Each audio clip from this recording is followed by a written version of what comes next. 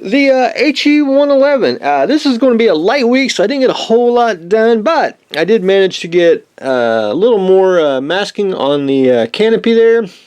And I just basically, hopefully this weekend, I'll just sit down and just start taping and cutting, and hopefully we can get that accomplished this weekend. That's my game plan anyway. But I did sand most of the fuselage, and it's basically, this part's pretty much ready for paint, and I got to add just a couple more parts. That's the little landing gear on there, and the rest of it's all glass. But I want to get the I want to try to get the cockpit painted this weekend. Hopefully finish the masking on the canopy so I can get it all glued on, and then if there's any framework on the glass anywhere, I can get the glass on and then get it painted so I can at least have a base coat on everything. But anyway, that's what I'm hoping, but everything is always subject to change because this is one of those, this is the year-end week for myself.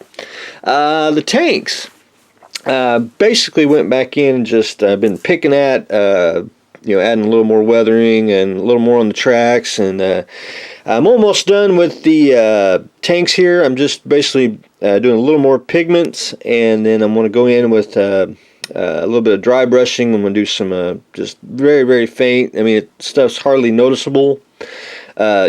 Just get the cleats on the tracks dry brushed and be good to go. I did paint the natter here. I did paint it a red brown. I got to go back in. Of course, got a little paint on the rail there, so I got to go touch that up. That's no big deal.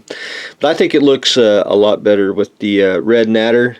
I think it really sets it off color-wise. So you got dirty track, gray basically hole, and then the red natter. But anyway, we are working quite along. Almost done with the Leopold. I just got to add a little more, just a little more weathering on it, just where I've had to spray the future on. You can see the shine there. That's just put the decal on, and then of course I'll spray a matte on it to hide it and everything. But I went back in with Basics here, Liquitex, the gray. And if you can see, just trying to do some dry brushing, just to get a little, hit the highlights, just make it a little more subtle weathering, and we can probably finish this off. Hopefully, this weekend is what I'm hoping. But anyway, it's a very, very light week, and I wanted to show that. It's a very, very quick update too, because not a whole lot done, but an update's an update, and I like to show everything before I move on to the next step. So that's what I've got going on today.